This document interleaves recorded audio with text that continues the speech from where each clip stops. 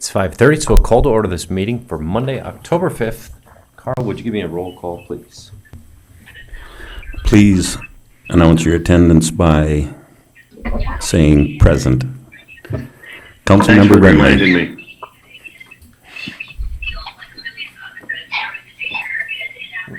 Councilmember Remley. Present. Ronayne. Present. Lunsman. Present. Reif.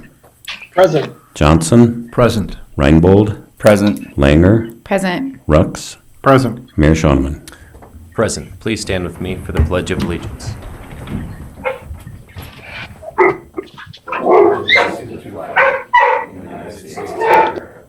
And to the republic for which it stands, one nation, under God, indivisible, with liberty and justice for all.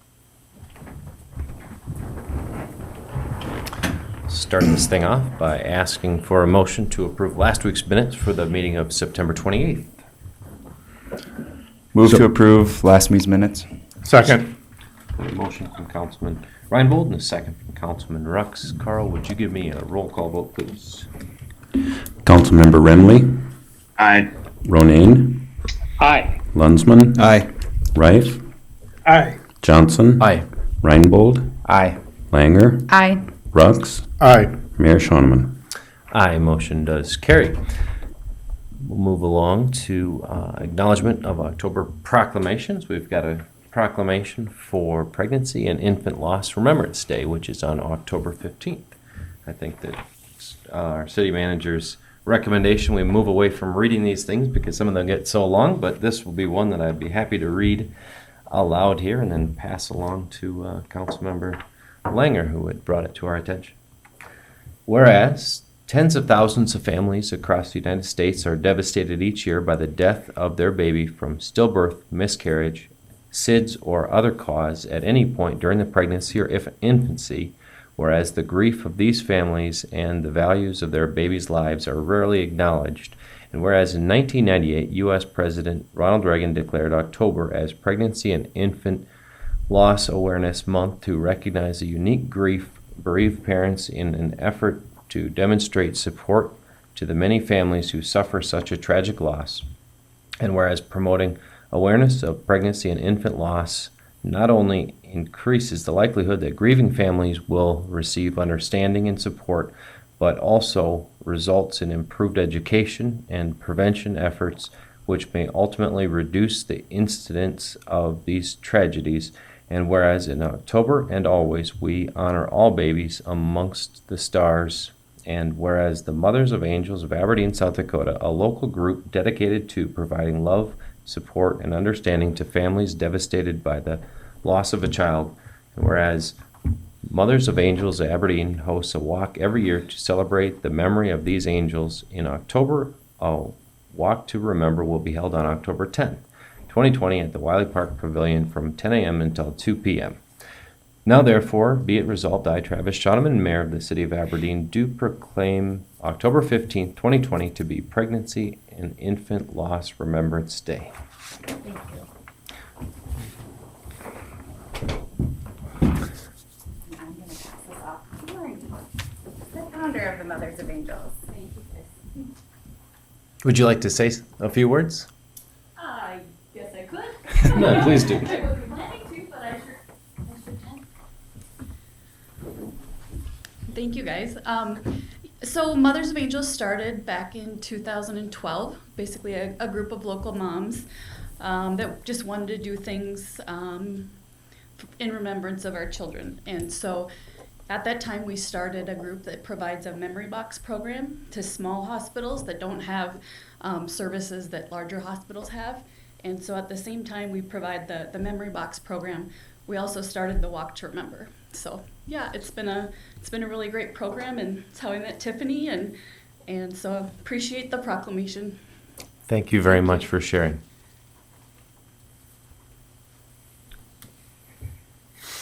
I have no one signed up to speak at open forum, so we'll move along to our old business item. We were requested by Councilman Rux a COVID update from Avera in Sanford. And I see Ashley. I see you in our little television box here. Why don't you kick things off and give us a little bit of an update on where Sanford is with COVID-19. Sure. Thank you, guys, and thanks for having me come back. So I'll just kick it off and then open for any questions. But just similar to my comments last week to our emergency management group, they had a call on Wednesday, and we'll continue that call as needed. But like all hospitals across our state, we are experiencing high demand across our Sanford Health footprint. However, we do have capacity and staff to care for those who need us safely. For the health and well-being of our communities, it's important that we all remain diligent and focused on slowing that spread. So when I say that is we can all do our part in reducing the pressure off the health system by practicing social distancing, wearing a mask when needed, washing your hands frequently, and then following the CDC guidelines. Given the advancement that we've made from early on in treating COVID-19 in our footprint for Sanford Health, less than 15% of our patients need a ventilator, so ventilators are not a concern on our side. Our bed capacity, as you can understand, it fluctuates daily, hour by hour. So for the ventilation rate locally in Aberdeen at our hospital, we have not had to ventilate a COVID patient. We are seeing COVID-19 patients. Early on, we were averaging 1 to 2 COVID patients, and most recently we're averaging about 6 patients. As of 5 o'clock tonight, we had 3 COVID patients in our facility. Now that's in addition to all the other inpatients that we have that are non-COVID related. We are seeing that maybe due to the deferring of healthcare, kind of are seeing the COVID patients, but we're also seeing those who maybe have deferred healthcare early on. Our death rate across Sanford Health, out of the total deaths that our health system has had, 80% of those have been 60 years or older. And of those deaths that we've seen, 80% of those had end-stage renal disease. So it's more of the concept of, yes, COVID exists, but there is underlying healthcare conditions, and it's that vulnerable patient population that is impacted right now that we have to be diligent and take care of them. Our average age of admission has changed. So in May, our average age for COVID inpatients were 56 years old. And as of last week, across our health system, our average age was 66 years old.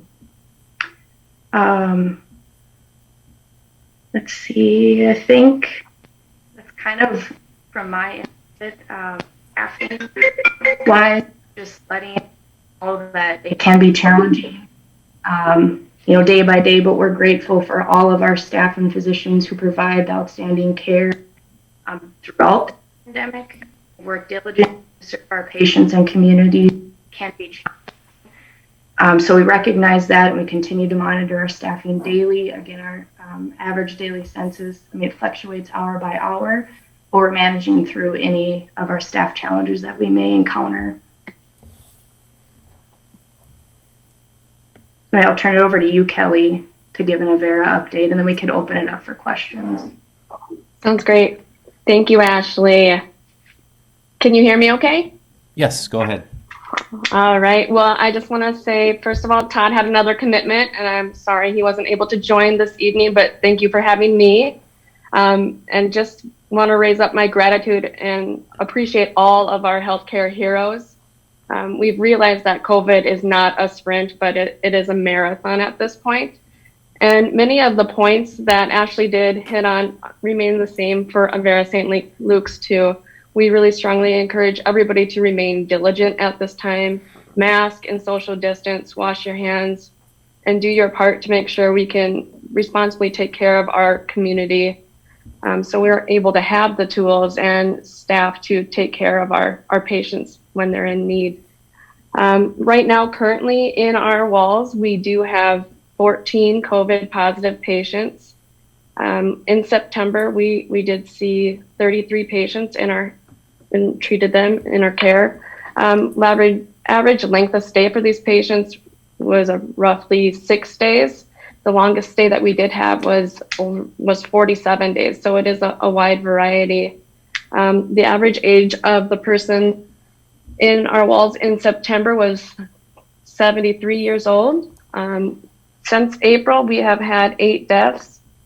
We also have had 3 patients be on the ventilator, but since we have a variety of different options now, from heated high flow oxygen to BiPAP, ventilation has now become more of a last resort option.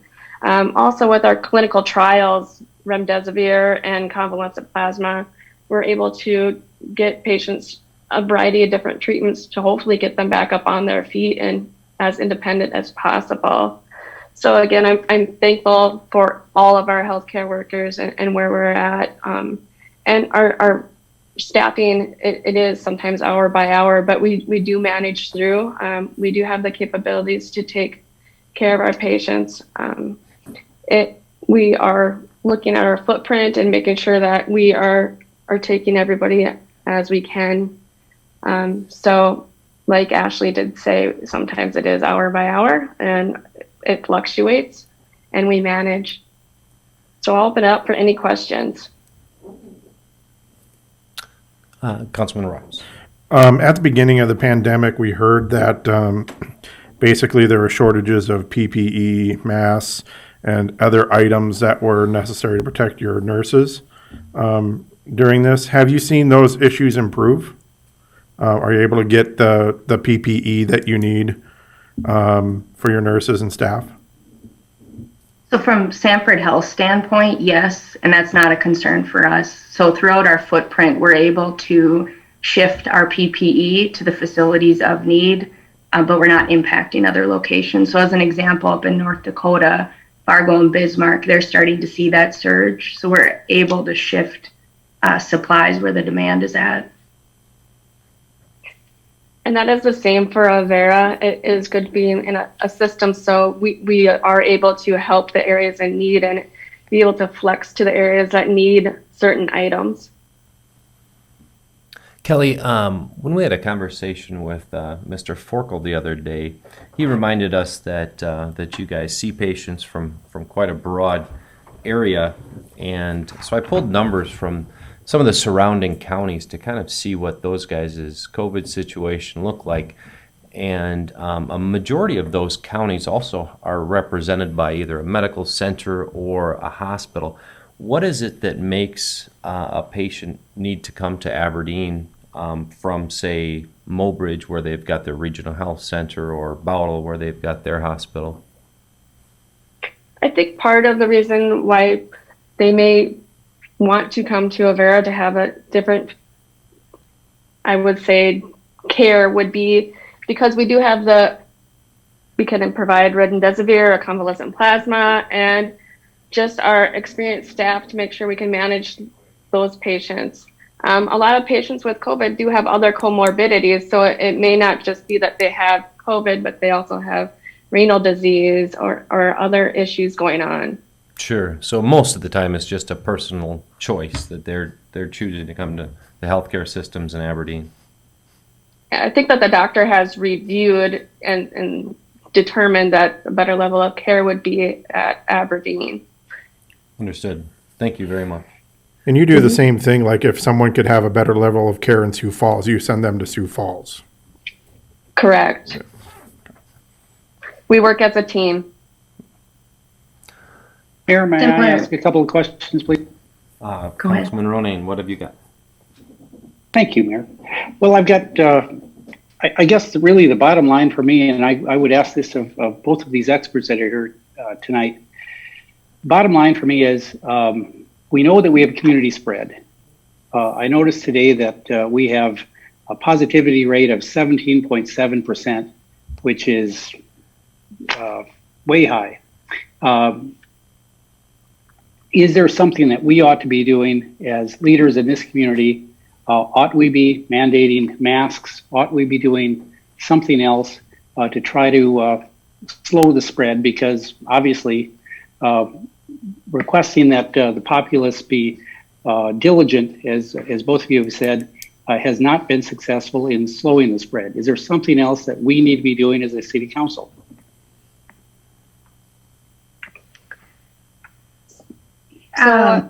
You go ahead, Ashley. Okay.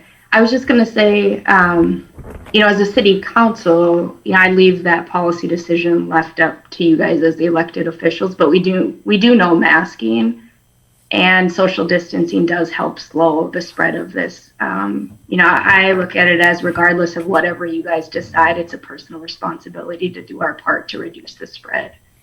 So for all of us, it's just being mindful of wearing your mask when needed, socially distancing, avoiding large gatherings if at all possible, and just doing your part.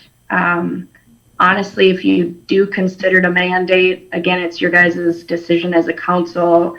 The question I raised to Joe was, how are you going to enforce it? How does that impact the police department? And are you kind of running in circles? I think right now it's just, unfortunately, it's a disease that exists, and until someone actually experiences it or has a loved one that experiences it. And I echo what Ashley says.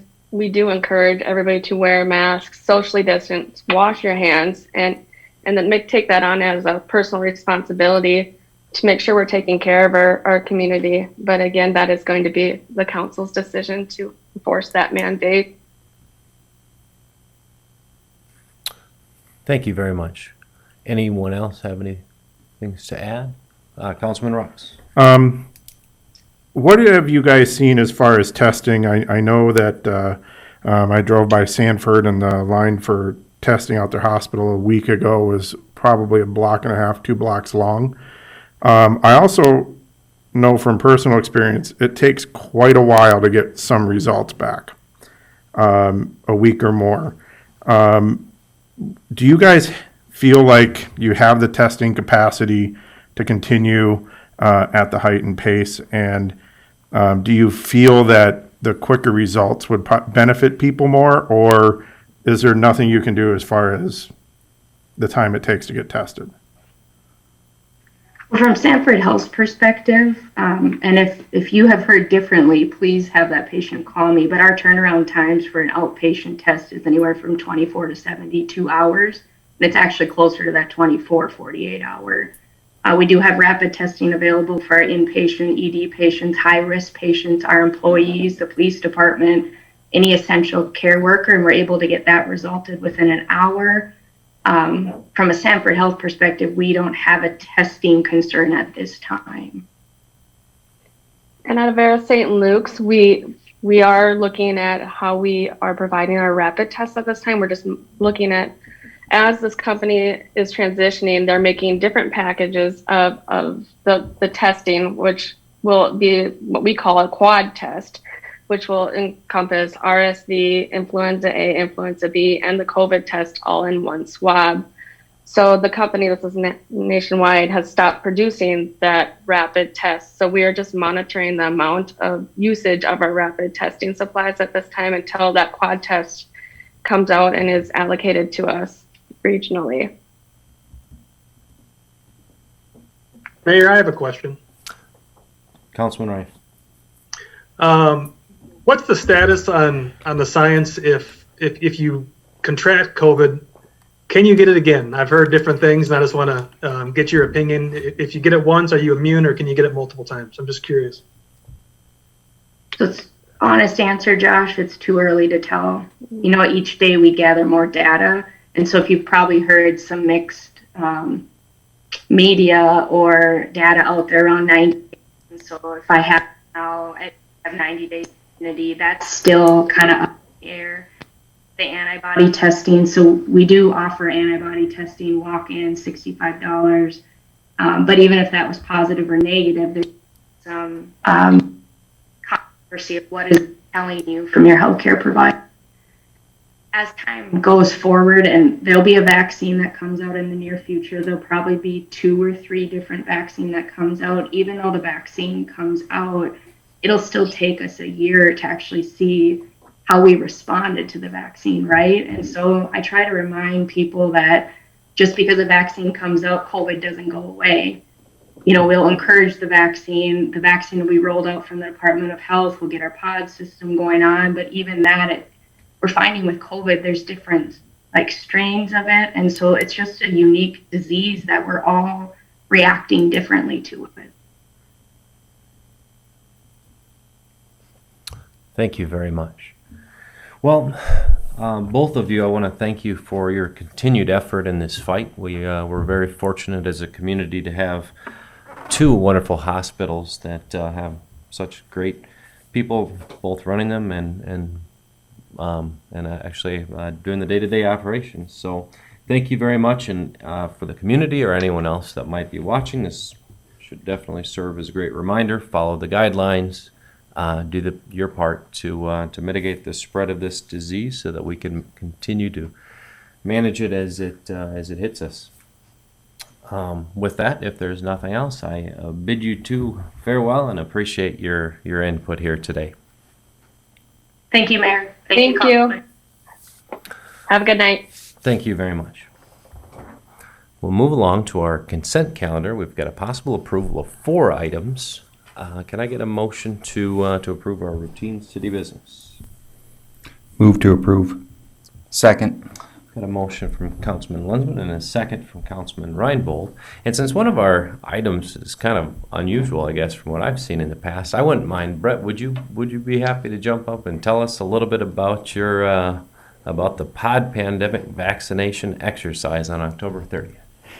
Well, as Ashley Erickson commented, once we do get a vaccine for COVID-19, then the pod, which is called point of dispensing, comes into play. And that'll be utilized through the Department of Health to dispense all of that vaccine. So what we do on a yearly basis, and we've done this for years and years and years, is do a practice exercise to make sure that we can get the vaccinations taken care of in a proper amount of time. And normally we just do a flu vaccine. We've done several others in the past.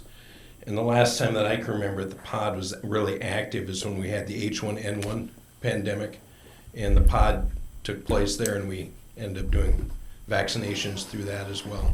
So this isn't something new for the pod, but I think the scope of it is going to be much larger. And the reason that we're asking for this closure of the street is we're looking at testing drive-up vaccinations if we can. Normally we hold the pod in Central High School, and since this is just a practice exercise for us, and since Central High School is still in session, they asked that we maybe find a different location during this time. Once we actually get the vaccine for COVID, we'll probably go back to Central High School. But right now we needed someplace different, and the Civic Arena seemed like the best area because it was large, and we had a street that was adjacent to it that we could utilize. Sounds good. Clint, did you have a question? I had a question for Chief McNeil on item B, the temporary variance from the residential noise ordinance for your light Thank you, training. Low light. Yeah, can you hear me okay? Yes, go ahead, Chief. Yeah, so we're going to be doing firearms training, and this is our annual low light nighttime shoot. We anticipate we'll be done before 10 o'clock, and as you're aware, there's a noise ordinance that's in effect that's starting at 10 o'clock. Because our range is so close to city limits, people can hear that, and we don't anticipate that we'll go beyond 10 p.m., but if we do go beyond that time frame a little bit, we want to be able to have this variance on the noise ordinance to show that we're doing our due diligence to follow the rules like everyone else. Thank you. Karl, would you give me a roll call vote, please? Councilmember Rux, Aye. Langer, Aye. Reinbold, Aye. Johnson, Aye. Reif, Aye. Lunsman, Aye. Ronayne, Aye. Remley, Aye. Mayor Schoeneman. Aye, motion does carry. Next, we've got new business, ordinance 2010-01, supplementing the 2020 budget for various activities and expenses. Possible first reading of that ordinance. And Karl, what can you tell us about that? Thank you, Mayor. As you can see in the handout, there's various items included in the Parks and Recreation arena that get contributions from people for different things. The funds are held in the gift fund, but the activities are actually expended in either the Parks and Rec Fund or in the Parks and Rec Enterprise Fund. What this does is allows the authority to make those expenditures from those funds and move the money from the gift fund to those funds to allow for the expenses. Move to approve the supplement. Second. Got a motion from Councilman Johnson and a second from Councilman Ronayne. Does anyone have any questions for Karl on how that process works? Otherwise, Karl, why don't you give me a roll call vote on the first reading? Councilmember Remley, Aye. Ronayne,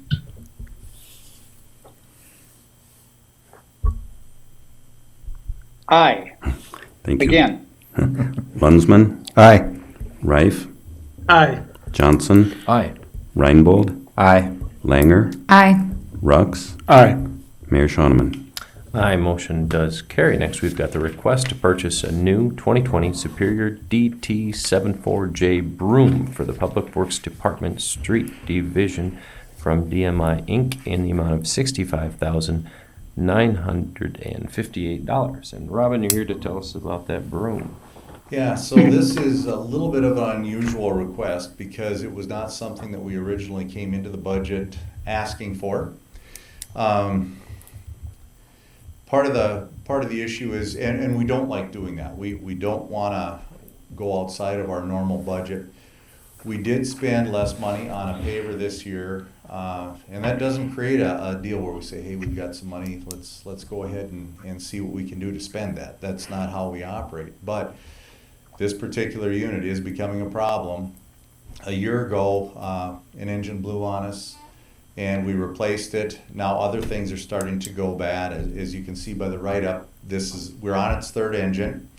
It's about 19 years old, and we are in a position right now where we feel that this needs to be replaced in a timely manner, and based on the analysis of the budget over the last 2 years, there is some money left to be able to make this purchase and give us a better long-term prognosis for that. Otherwise, we will try to nurse it along if that's the council's choice, but we will have higher expenditures as far as the repairs go, and we don't think it's in our best interest at this point. Reliability is another issue for us, and we do want to make sure that it's there when we need it, rather than having to put projects off until we have it available to us again. So I'll move open it to up approve the questions. expenditure. Second. Got a motion from Councilman Ronan and a second from Councilman Rux. So what becomes of the existing problematic broom at that stage in the game? Well, we will surplus it and more than likely auction it when we do have another auction. We do have some equipment that has not been disposed of because this year our auction was postponed. So we will have a number of pieces to put to rest through somebody else. Councilman Johnson, did you have a question? Same question. Thank you. How much does an engine cost for this type of unit? Oh, I think they were 15 to 20,000. And this particular unit also, we did look at trying to get different pre-cleaners and some of those things, and this particular engine does have a longer warranty on it than some of the others. It's in dust a lot, and that's part of the maintenance problem, is that it's always in dust and dirt. So. Karl, would you give me a roll call vote, please? Councilmember Rux, Aye. Langer, Aye. Reinbold, Aye. Johnson, Aye. Reif, Aye. Lunsman, Aye. Ronan, Aye. Remley, Aye. Mayor Shoneman. Aye, motion does carry. Next, we've got the approval of the bill list as you see included in your packet for the week of October 5th. Can I Move get- approval. Second. Motion from Councilman Johnson and a second from Councilman Rux. Any questions? Karl, we didn't have any additions to that, right? No additions. Leslie, why don't you give me a roll call vote to approve those bills? Councilmember Remley, Aye. Ronan, Abstain. Lunsman, Aye. Reif, Aye. Johnson, Aye. Reinbold, Aye. Langer, Aye. Rux, Aye. Mayor Shoneman.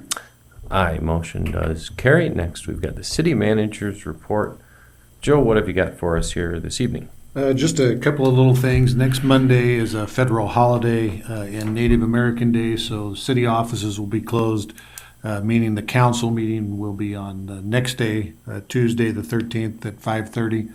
And then really just a little follow-up on our work session from last week. We've kind of looked at how a 1, 3, and 4 as far as weekly meetings go, and we'll be bringing you some stuff on that as far as calendar and how that fits. So that's all I have. Thank you very much. If there's no one else has anything to add, I would take a motion to adjourn this meeting. So moved. Second. A motion from Councilman Rux and a second from Councilman Lunsman. Karl, last roll call vote of the night, please. Councilmember Rux, Aye. Langer, Aye. Reinbold, Aye. Johnson, Aye. Reif, Aye. Lunsman, Aye. Ronayne, Aye. Remley, Aye. Mayor Shoneman. Aye, motion carries. We are adjourned. Thank you all very much.